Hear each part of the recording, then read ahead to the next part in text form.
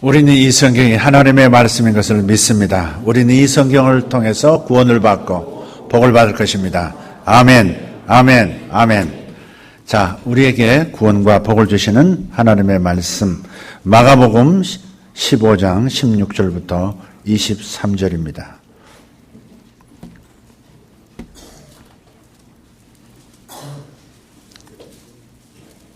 봉독하겠습니다. 군인들이 예수를 끌고 브라이도리온이라는 뜰 안으로 들어가서 온 군대를 모으고 예수에게 자색 옷을 입히고 가시관을 엮어 씌우고 격려하여 이르되 유대인의 왕이여 평안할지어다 하고 갈대로 그의 머리를 치며 침을 뱉으며 꿇어 절하더라.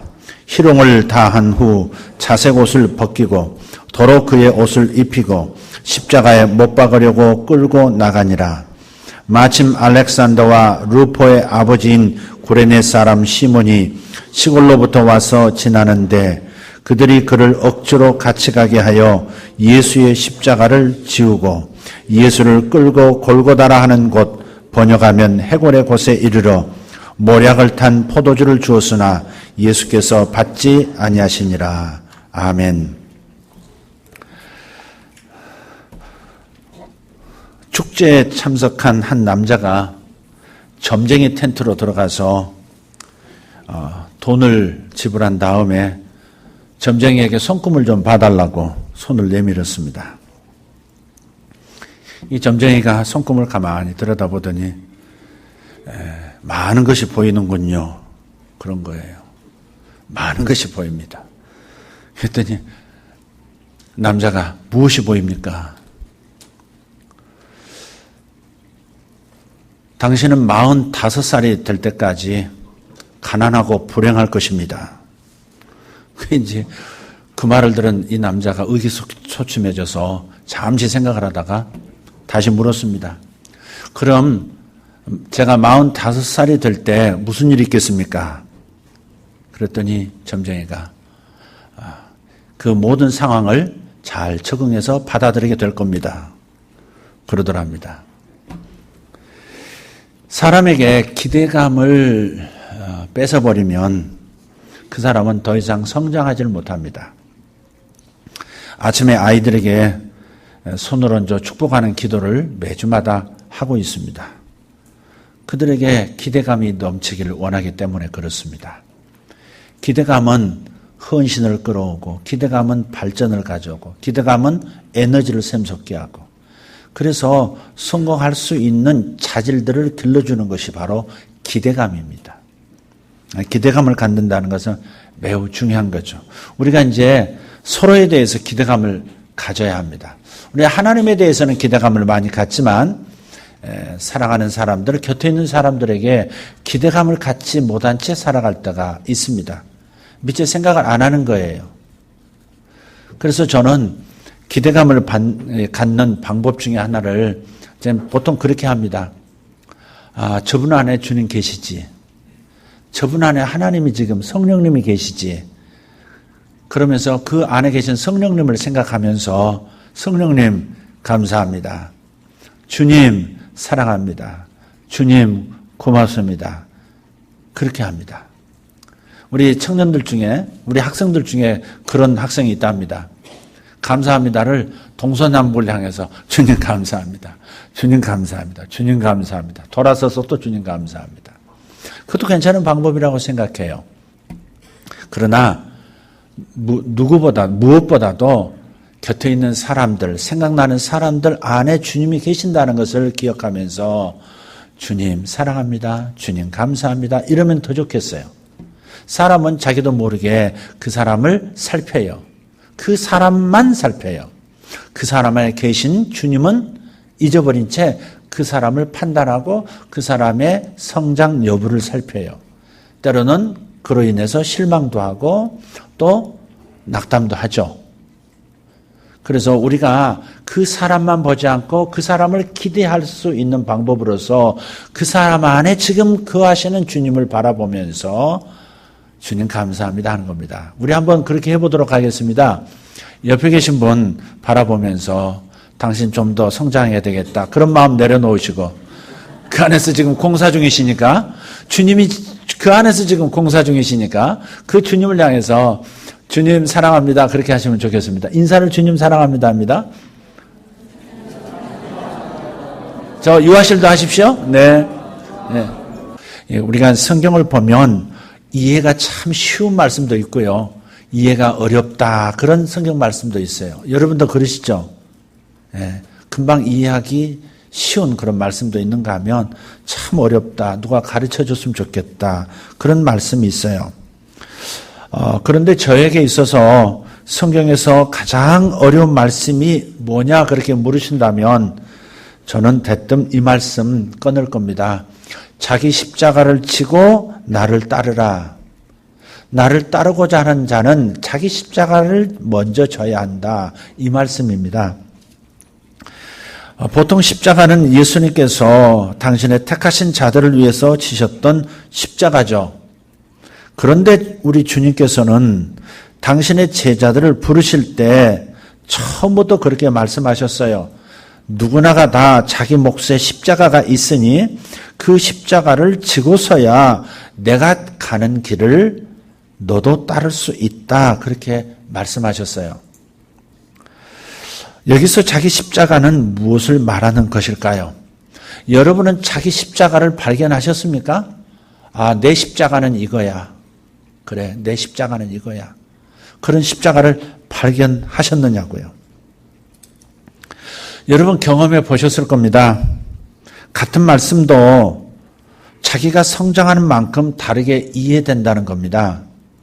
내가 5년 전에 봤던 말씀이 5년 후에 다시 읽으니 이 말씀이 전혀 다르게 이해되더라 하는 거예요. 사람은 성장하는 것만큼 시야가 달라져요. 성경 말씀도 마찬가지입니다. 그래서 저는 요즘 이런 생각이 들어요. 신자의 십자가는 다른 게 아니라 바로 하나님 그분이라는 생각입니다. 하나님이 내 십자가예요. 신자의 십자가는 하나님 그분입니다. 보다 정확하게 표현하면 하나님께서 가시는 길이 바로 나의 십자가입니다. 하나님께서 따라오라며 가시는 그 길은 우리의 이해를 훨씬 뛰어넘는 길이기 때문에 그렇습니다. 이사야서 55장 9절 말씀에 하늘이 땅보다 높음 같이 내 길은 너희의 길보다 높으며 내 생각은 너희의 생각보다 높음이니라 그랬습니다. 무엇보다 하나님의 길이 어려운 것은 바로 시간차 때문입니다. 시간의 차이. 하나님의 시간과 우리의 시간이 다르다는 겁니다. 이게 바로 어려운 부분이에요. 그래서 십자가예요. 모세를 한번 생각해 보십시오. 남의 인생이니 쉽게 읽기는 하지만 절대 쉬운 길은 아니었습니다. 하나님을 위해서 자기 인생을 던졌던 인물이 모세입니다. 왕자로서의 권리를 잃었을 뿐만 아니라 애굽의 반역자로서 40년 동안 도망자가 돼서 신분을 감추고 광야에 깊이 숨어 삽니다. 도망치면서 그런 생각을 했을지도 모릅니다. 좀 속된 표현입니다. 젠장, 똥 밟았다. 아마 모세가 그런 느낌, 그런 심정이었을지 모른다는 거죠. 하나님께서 자신에게 히브리 민족의 지도자 사명을 주셨다고 확신을 했고 바로 이때가 그때라고 생각해서 일을 착수를 했는데 정작 하나님께서 나서 주시기는커녕 긴 침묵으로 들어가 버리시는 겁니다. 모세의 생각이 틀린 것은 분명히 아닙니다. 방향은 맞았습니다. 그런데 때가 다른 거예요. 자기의 사명은 분명하게 찾았는데 시간이 달랐던 거예요. 젊은 나이 40에 쓰셔야지 노쇠한 80에서야 나타나서 쓰시겠다고 말씀하시다니 사람의 길과 하나님의 길, 사람의 생각 그리고 하나님의 생각은 이렇게 다를 수가 있는 겁니다. 그래서 하나님이 신자의 십자가가 되는 겁니다. 하나님은 생각보다 천천히 일하시는 하나님이세요. 기다려도 너무 기다리게 하시는 하나님, 천천히 역사하시는 하나님, 그게 우리 십자가입니다. 하나님이 십자가인 이유가 바로 거기 있어요. 똥 밟은 사람이 어디 모세뿐이겠습니까? 아브라함은 어떻습니까? 아브라함 이야기를 일생 이야기를 한번 읽어보십시오. 75세에 하나님 나타나셨어요. 그리고 약속하십니다. 내가 너에게 아들 주겠다. 그리고 그 아들 통해서 큰 민족을 이루게 하겠다. 이렇게 약속을 하셨기 때문에 쌓은 기반 다 버리고 따라 나섰는데 25년이나 기다리게 하셨다가 나이 100세에 그제서야 하나님이 역사하실 줄 꿈에나 알았겠습니까? 다윗은요, 여러분이 아시는 요셉은요, 바울은 어떻습니까? 정말 천천히 역사하시는 하나님, 똥 밟은 인생이다. 그런 생각은 한 번쯤은 반드시 했을 것 같아요. 그렇지만 우리가 생각할 게 있습니다. 성경 이야기를 읽으면서 단 한 사람도 하나님께 속은 사람이 없다는 겁니다. 분명한 것은 주님이 하신 모든 약속은 반드시 성취하셨다는 거예요. 성경에 등장한 하나님의 사람들의 결말은 모두가 하나님의 약속을 성취하시는 그 역사를 경험했습니다. 중요한 것은 하나님의 시간을 십자가처럼 내가 지고 기다릴 수 있느냐 하는 대목입니다. 하나님이 약속을 성취시킬 때까지, 하나님의 때가 이를 때까지 내 시간을 죽여가면서 하나님 그분을 십자가로 치고 그분의 시간을 십자가로 등에 치고 기다릴 수 있느냐, 이게 결정적인 열쇠예요. 하나님 그분이 우리의 십자가입니다. 그분의 시간, 그것이 성도 개개인의 십자가입니다. 그분의 길, 그분의 방법 또한 자기 십자가죠. 그래서 원망하고 불평하면서 십자가를 칠 것인가? 아니면 인내하면서 소망을 잃지 않고 기다리면서 지금 내가 해야 할 일을 충실하게 하면서 기다릴 것인가? 이것을 저와 여러분이 결정을 해야 하는 겁니다. 자기 십자가는 반드시 응답이 있고 보상이 있는 줄 믿습니다. 아멘. 자기가 지는 십자가, 하나님을 기다리는 이 십자가는 반드시 보상이 있습니다. 오늘은 저주 가운데 신음하던 이 인류와 우주의 운명이 바뀌는 그 한 주간이 시작되던 종료주의를 기념하는 날입니다.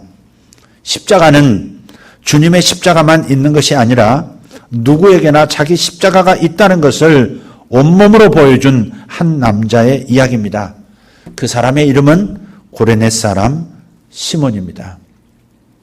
구레네는 현재 북아프리카 리비아라고 하는 나라 있죠. 그 리비아의 수도 트리폴리, 거기가 구레네입니다. 그래서 이 구레네 시몬은 본래 외국에 살던 이 유대인 디아스포라였던 것이죠. 언제가 됐는지는 모르지만 이 구레네 출신 시몬이 이제 자신이 사랑하는 자기 민족의 조국 이스라엘로 들어와서 시골에 정착을 한 것 같습니다. 그래서 시골에 살던 그가 유월절을 지키기 위해서 예루살렘에 왔습니다. 예수님의 처형 장면을 보게 되면서 끔찍하게는 해도 어쩌면 좋은 볼거리였습니다. 로마 황제를 대항하고 로마를 전복하려 했던 죄인들과 함께 못 박히는 예수, 그를 구경하기 위해서 많은 사람들 사이에 끼어서 구경하면서 십자가 행렬을 따르고 있는 겁니다.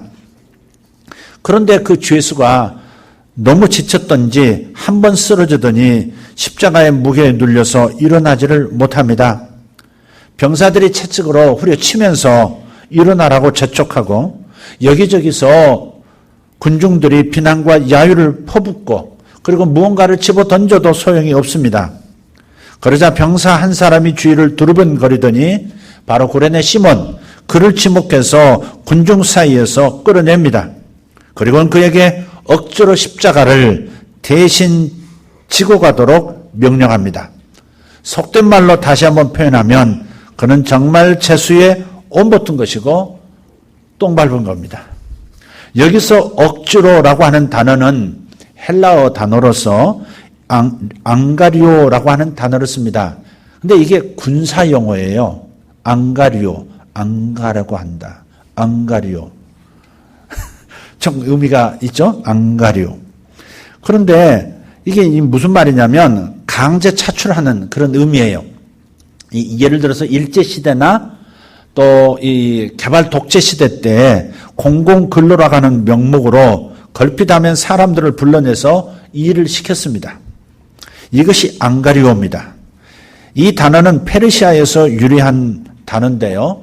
정부에서 특명을 받은 전령이 목적지로 갈 때에 인근에 살고 있는 사람들에게서 강제로 말이나 사람을 징발하는 것을 의미합니다.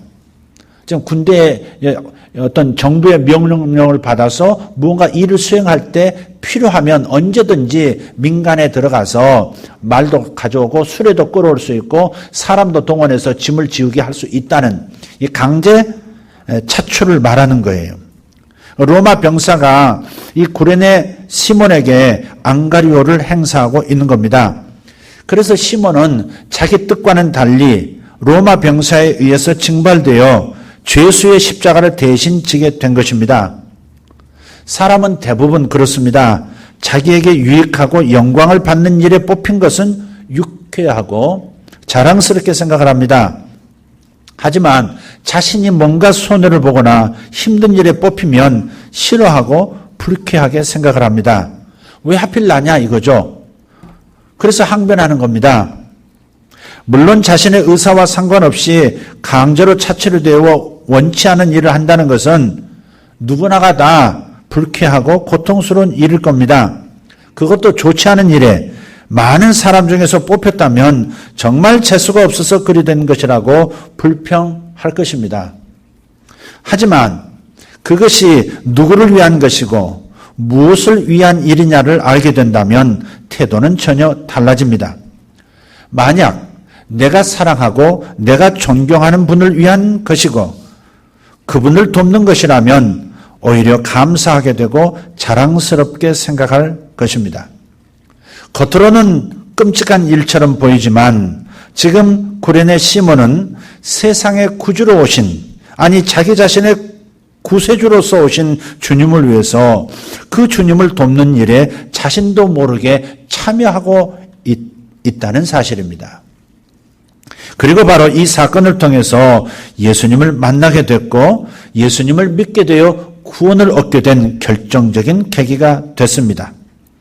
또 주님의 십자가 사건과 함께 세 복음서 마태, 마가, 누가 복음서에 자신의 이름이 기록되는 영광을 얻었습니다. 그러므로 생각해 보십시오. 이것만 가지고도 그가 억지로 주님의 십자가를 대신 지게 된 것은 의미가 있는 일이라는 겁니다. 더욱 중요한 것은 주님의 고난에 직접 참여하게 된 영광을 얻은 것입니다. 이렇게 억지로 지게 된 십자가였지만 이 일로 그는 큰 은혜를 입게 됐습니다. 자, 그것을 좀 자세하게 말씀을 드리겠습니다. 첫째로 그는 안디옥 교회의 설립자가 됩니다. 안디옥 교회의 개척 설립자. 이 안디옥 교회는 이방인 지역에 세워진 최초의 교회이면서 그 유명한 사도 바울과 바나바를 파송해서 인류 최초로, 교회 최초로 세계 선교를 시작한 그런 교회입니다. 사도행전은 이 교회의 설립 배경을 이렇게 기록합니다. 사도행전 11장 19절에서 20절 말씀입니다. 그때에 스데반의 일로 일어난 환란으로 말미암아 흩어진 자들이 베니게와 구브로와 안디옥까지 이르러 유대인에게만 복음을 전하는데 그중에 구브로와 구레네 몇 사람이 안디옥에 이르러 헬라인에게도 말하여 주 예수를 전파하니 아멘. 또 13장 1절에 이렇게 말합니다. 한번 같이 읽어볼까요? 안디옥 교회에 선지자들과 교사들이 있으니 곧 바나바와 니게르라 하는 시므온과 구레네 사람 루기오와 분봉왕 헤롯의 젖동생 마나엔과 및 사울이라. 아멘. 여기서 구브로 사람 바나바와 구레네 사람 시므온과 루기오가 이 교회를 시작한 사람들이에요. 그리고 그중 니게르라고 하는 시몬이 바로 구레네 시몬입니다. 여기 니게르라고 하는 이 말은 얼굴이 검다 그 말, 피부가 검다 그런 뜻이에요. 우리 최초의 그 구레네 시몬 그림 다시 한번 보여주시면 좋겠어요. 예수님의 십자가를 대신 지고 가는 한 남자의 얼굴입니다. 흑백처럼 보이는데요. 그래도 예수님의 얼굴은 밝죠? 근데 대신 지금 십자가를 지금 이어받고 있는 저 남자는 얼굴이 검은 흑인입니다. 그러니까 북아프리카 리비아 출신이라는 거예요. 그쪽 사람들은 저 아프리카 중부와 남부에 있는 아주 전형적인 흑인하고는 조금 달라요. 그러나 얼굴이 검은 흑인과 다름이 없는 사람들을 니게르라고 합니다. 미국에서도 아마 흑인들을 가리켜서 영어로 좀 좋지 않게 표현할 때 그 단어를 쓰죠. 여기서 유래한, 헬라어에서 유래한 단어입니다. 그게. 자, 이 사건 이후에 시몬은 기독교로 개종을 합니다. 예수를 믿고 기독교인이 됐어요.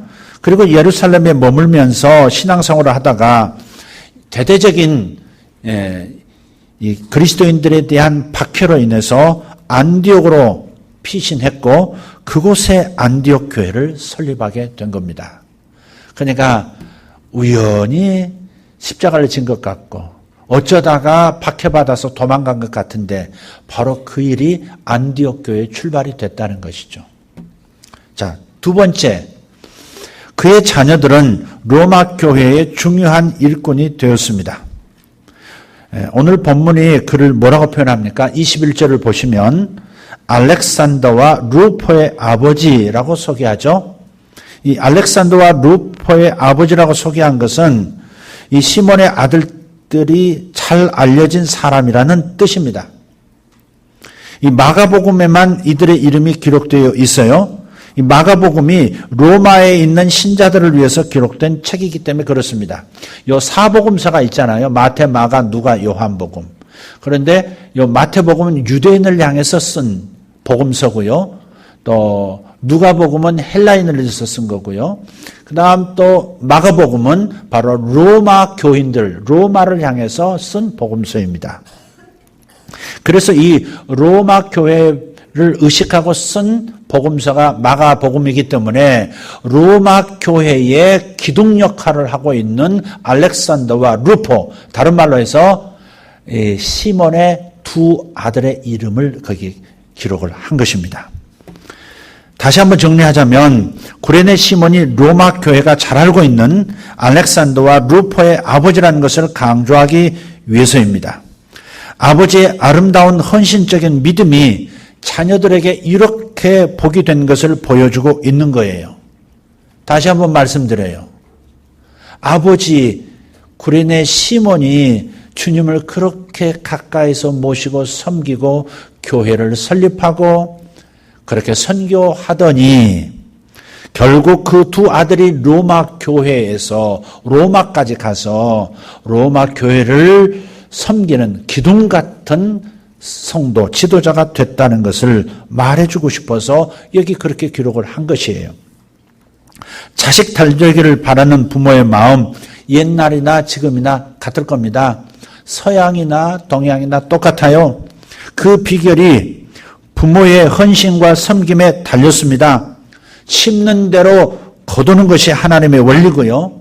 바로 하나님의 축복 원리이기 때문에 그렇습니다. 자기에게 주어진 십자가를 짐으로써 충성을 보인 성도들의 자녀는 반드시 그분이 직접 챙기시는 것을 믿으시기를 바랍니다. 아멘. 심은 대로 거둡니다. 심은 대로 거둡니다. 자기 당대에만 거두는 것이 아니라 자기 다음 세대까지 미치는 그런 축복의 원리가 이 구레네 시몬을 통해서 보여주는 대목이에요. 세 번째, 그의 아내는 믿음의 어머니가 됐습니다. 구레네 시몬에도 아내가 있어요. 백인이었을까요? 흑인이었을까요? 자료를 가져오시면 제가 특별히 크게 쏘겠습니다. 어쨌든 구레네 시몬의 아내, 그는 믿음의 어머니가 됐어요. 사도 바울이 로마서를 기록하면서 그리고 로마서를 마치면서 긴 인사를 남겼습니다. 그 중에 이런 내용이 나옵니다. 로마서가 16장으로 되어 있어요. 16장 13절을 보면 이렇게 말합니다. 주 안에서 택하심을 입은 루포와 그의 어머니에게 문안하라. 그의 어머니는 곧 내 어머니니라. 같이 합시다. 그의 어머니는 곧 내 어머니니라. 예. 여기서 루포의 어머니 누굽니까? 구레네 시몬의 아내를 뜻하죠. 아마도 사도 바울이 안디옥 교회에서 바나바와 함께 사역을 할 때 시몬의 가정으로부터 큰 은혜를 입은 것 같습니다. 그때의 시몬의 아내에게서 받은 사랑을 기억하면서 이런 인사를 남긴 것인데요. 그녀는 자신의 영적 어머니라는 겁니다. 그의 어머니는 곧 내 어머니라. 육신의 어머니가 아니죠. 구레네 시몬이 아버지가 아니고 또 시몬의 아내가 자기 어머니가 아니에요. 육신의 어머니가 아니에요. 근데 왜 그들의 어머니는 내 어머니라고 했느냐? 그게 바로 영적인 어머니를 뜻하는 거예요. 요즘도 내 영적인 어머니라고, 내 영적인 아버지라고 그렇게 표현하는 성도들이 많이 있어요. 그래서 이 가톨릭 같은 데서는 대부, 대모 제도도 있지 않습니까? 그러니까 평생 살아가는 동안에 당신이 내 아이의 기도자가 되어주고 후원자, 영적 조언자가 되어주시오 해서 부모가 되게 부탁을 해요. 대모가 되어주십시오. 부가 되어주십시오. 자, 그런데 제가 신학교를 다닐 때 그때는 작은 군소 신학교를 다닌 경험이 있습니다. 그 신학교에 아주 독특한 분이 한 분 계셨어요. 그러면 나이도 교수님들보다 더 많은 거예요. 근데 그분이 여름이면 팔을 걷질 않아요. 반팔 입는 걸 본 적이 없어요. 근데 어느 날 자기 팔을 보여주더라고요. 보니까 문신이 팔목까지 이렇게 있는 거예요. 가슴부터 시작해서 문신이 있는 거예요. 전력을 아시겠죠? 그리고 얼마나 자기 팔을 긁어댔는지 그냥 맥주병으로 긁고 칼로 긋고 해가지고 팔이 얼기설기예요. 버스를 타면 좁으면 팔을 들어서 이렇게 보인답니다. 그럼 반경 1m가 이렇게 쫙 벌어진대요. 근데 이분이 늘 하는 말이 있어요. 이분이 거의 일주일에 한 두세 번씩은 보신탕을 먹으러 가요. 보신탕을 그렇게 좋아하더라고요.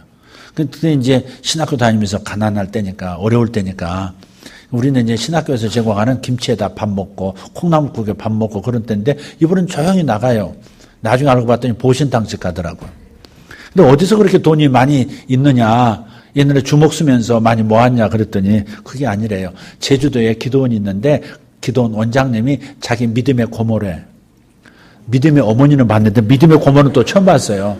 아마 믿음의 어머니 그러기는 연배가 좀 그러니까 믿음의 고모 그런 것 같아요. 그분이 그렇게 팍팍 밀어주신대요. 보신탕 많이 잡수더라고요. 어쨌든 사도 바울이 훌륭한 목회자이자 선교사고 신학자로 대성할 수 있었던 것은 이런 좋은 영적인 후원자, 믿음의 어머니가 있었기 때문에 그런 것이죠. 저도 여러분에게 부탁하고 싶어요. 누군가의 좋은 영적 어머니가 되시기를 바라요. 누군가의 좋은 믿음의 아버지들이 되어 주십시오.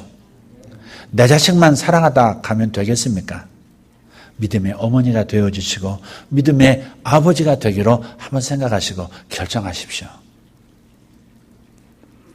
부담스럽습니까? 아멘이 없는 거 보니까 이해를 못한 것입니까? 부담스러워서 그런 것입니까? 아름다운 상급이 있을 거예요. 자, 네 번째로 고난주간만 되면 구레네 시몬은 어느 제자보다도 신자들에게 사랑받고요, 본받고 싶은 그런 사람입니다. 오늘날 예루살렘을 찾는 수많은 순례자들이 주님께서 걸으셨던 그 고난의 길, 그러니까 재판받던 빌라도의 뜰에서 십자가를 지고 어디까지 갑니까? 골고다, 갈보리 언덕까지 올라가요. 그 길이 고난의 길, 비아 돌로로자라고 해요. 그 비아 돌로로자를 걸으면서 주님의 십자가를 대신 지고 갔던 시몬을 신자들이 부러워해요. 예루살렘에 수만 명씩 해년마다 찾아온단 말이에요. 그 비아 돌로로자를 가면 반드시 예수님께서 여기서 십자가 지고 가시다 쓰러지셨다. 여기서부터 구레네 시몬이 지고 갔다. 그 대목이 있어요. 그 길이 있어요.